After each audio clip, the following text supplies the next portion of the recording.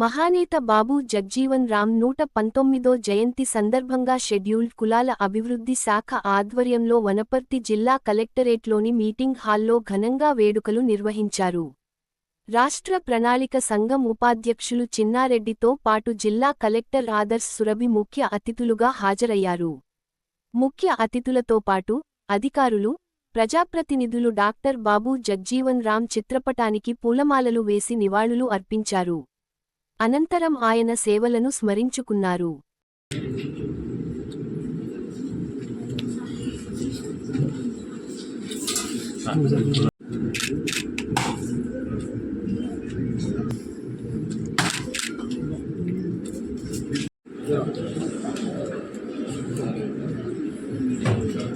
ఏకీభవించకపోవచ్చు, కానీ నేను మాత్రం చెప్తా ఉన్నా, ఈ రోజుల్లో అంటరానితనం లేదు, పాటించాలని. అలాంటి అంటరానితనం చాలా గొప్ప ఎత్తున అమల్లో ఉండేటువంటి ఆ కాలంలో బాబు జగ్జీవన్ గారు ఎన్నో అవమానాలకు గురై వారు చదువుకొని ఒక ఉన్నత స్థానానికి రావడం జరిగిందనేటువంటి మాట నేను మనం చేస్తున్నాను. దీంతో మనకు అర్థమయ్యేది ఏంటంటే చదువే మనల్ని ఉన్నత స్థానానికి తీసుకొని పోతుంది. అలాంటి చదువు విషయంలో ప్రతి ఒక్కరం కూడా శ్రద్ధ వహించి మన పిల్లల్ని, మరి ముఖ్యంగా దళిత, గిరిజన, వెనుకబడిన మైనారిటీ వర్గాల పిల్లల్ని బాగా చదువుకునే విధంగా ప్రోత్సహించాల్సిన అవసరం ఉందనేటువంటి మాట నేను మనం చేస్తున్నాను. మన గౌరవ ముఖ్యమంత్రి గారు రేవంత్ రెడ్డి గారు ఒక సామాన్యమైనటువంటి నేతృత్వంలో చాలా చిన్న వయసులోనే బాబు జగ్జీవన్ రామ్ గారు మంత్రిగా ఎన్నుకోబడడం జరిగింది. ఆ రోజు వారి కార్మిక శాఖ ఇవ్వడం జరిగింది అనేటువంటి మాట కూడా నేను మనం చేస్తాను. అంటే ఆనాటికే చాలా చురుకైనటువంటి నాయకుడిగా, ఈ దళిత వర్గాల అభ్యున్నతికి పాటుపడుతున్న నాయకుడిగా వారు గుర్తింపు తెచ్చుకున్నారు అనేటువంటి మాట నేను మనం చేస్తూ, స్వాతంత్రం వచ్చిన తర్వాత కూడా వారు అనేకమైనటువంటి పదవులు చేపట్టడం జరిగినది.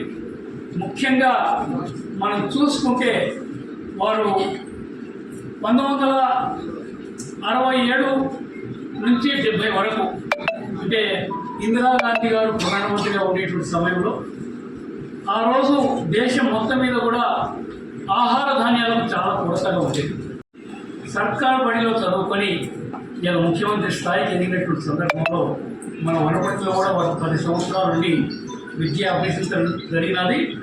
వారికి ఈ సర్కారు బళ్ళు ఏ మాదిరిగా ఈరోజు జరుగుతూ ఉన్నాయో, వాటిని ఏ విధంగా బాగుపరచాలనో దానిపైన ప్రత్యేక శ్రద్ధ పెట్టి చదువుకు ఎక్కువ ప్రాధాన్యత ఇవ్వడం జరుగుతూ ఉంది మన ముఖ్యమంత్రి గారు రేవంత్ రెడ్డి గారు అనేటువంటి మాట కూడా నేను సూర్యంగా మనం చేస్తున్నాను. ముఖ్యంగా బాబు జగ్జీవన్ రామ్ గారు బీహార్ రాష్ట్రానికి చెందినటువంటి వ్యక్తి, వారు చమార్ కులంలో పుట్టినటువంటి వ్యక్తి. అలాంటి వ్యక్తి వారు స్వాతంత్ర్య పోరాటంలో కూడా చాలా గొప్ప ఎత్తున పాల్గొని, స్వాతంత్ర్యం రావడానికన్నా ముందే 1946వ సంవత్సరంలో ఏదైతే ఇంటరియం గవర్నమెంట్ ఆ రోజు ఏర్పడ్డదో, మనకు స్వాతంత్రం రావడానికన్నా ముందు ఇందాక నేను చదువుతుంటే నాకు కూడా తెలియదు, నేను చూసినాను. మన గవర్నమెంట్ ఆఫ్ ఇండియాలో యూనియన్ మినిస్టర్స్తో అందరికంటే ఎక్కువ సమయంగా ఉన్నది బాబూజీ జగ్జీవన్ రామ్ గారు. దాదాపు 30 సంవత్సరాల వరకు గవర్నమెంట్ ఆఫ్ ఇండియాలో మినిస్టర్గా ఉన్నారు. అదే విధానంగా ఇంపార్టెంట్ టైం పీరియడ్స్లో మీరు హిస్టరీలో చదివి ఉంటారు. మనం 1971 ఇండియా పాకిస్తాన్ వార్ జరిగినప్పుడు డిఫెన్స్ మినిస్టర్గా బాబూజీ గారు ఉంది. ఆ వార్లో ఏదైనా వార్ మనం పూర్తి స్థాయిలో గెలిచి టెరిటరీని కూడా మనం లూజ్ చేసినామంటే అది 1971 వార్లోనే. అప్పుడు డిఫెన్స్ మినిస్టర్గా బాబూజీ గారు ఉంది.